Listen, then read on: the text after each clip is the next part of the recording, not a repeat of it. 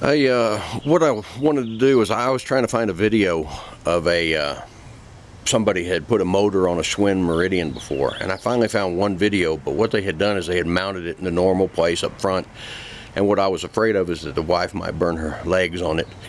So we decided, my brother-in-law and I decided we would mount it on the back where the basket would have been, and that's fine, except that there's a few things we had to do to it. One is the engine's going to have to run backwards. It was very, very hard for me to find any information on how to run the engine backwards, but I finally found one on, I believe it's called motoredbikes.com. There was a guy on there with the nickname of Toy Truck, and he showed us how to do it, sent us some pictures, and it worked out great. So let me show you what we've got here.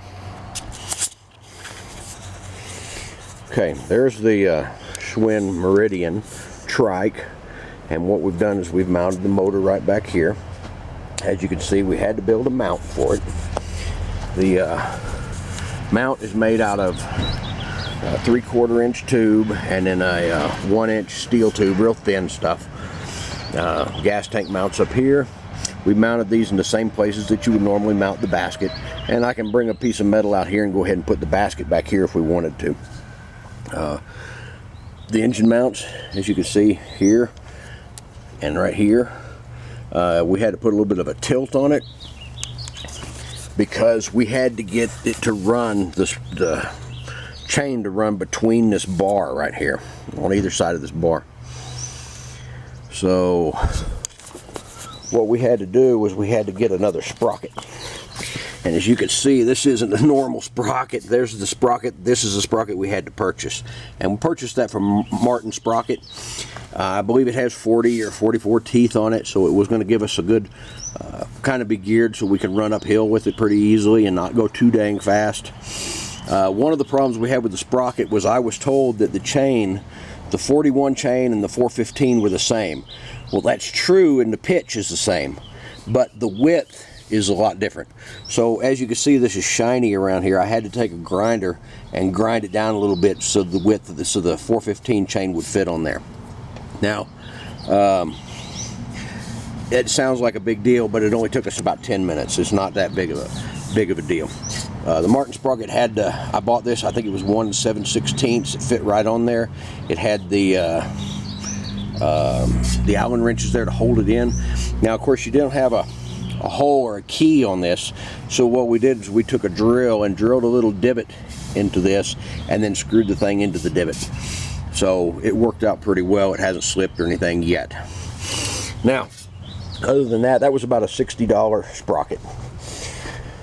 Now the other thing that we had, of course, was going to be the with the motor, which is, of course, is a Chinese motor and all the Chinese parts. It came with the CDI. It's a little square box, a couple wires coming out of it. It's a piece of garbage. If you get one of those, I don't know. I went through 5 of them and couldn't get a spark at all. So I went ahead and bought this one from a place called custommotoredbikes.com, something like that. And they said, well, this is an American made. Well, it's not necessarily. It might have been assembled here.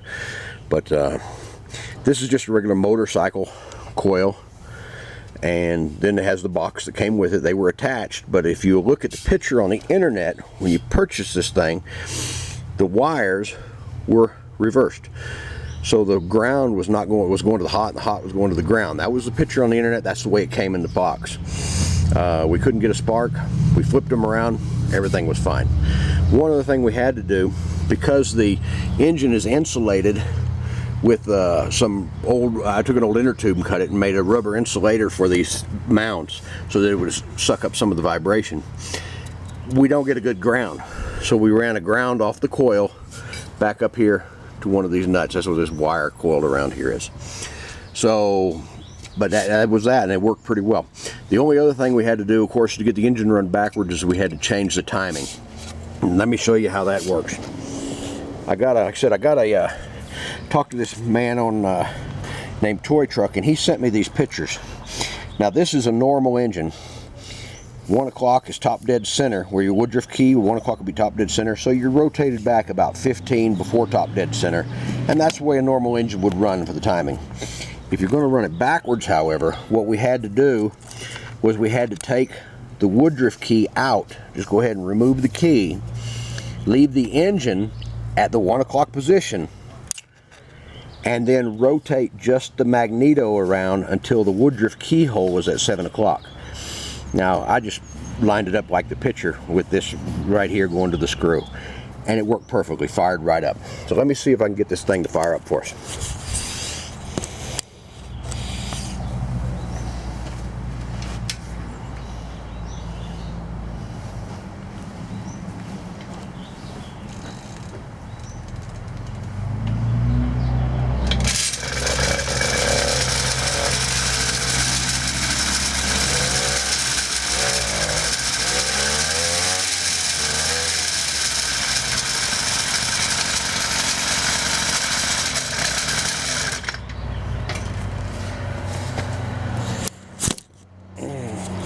Alright, well, I hope you can see that okay.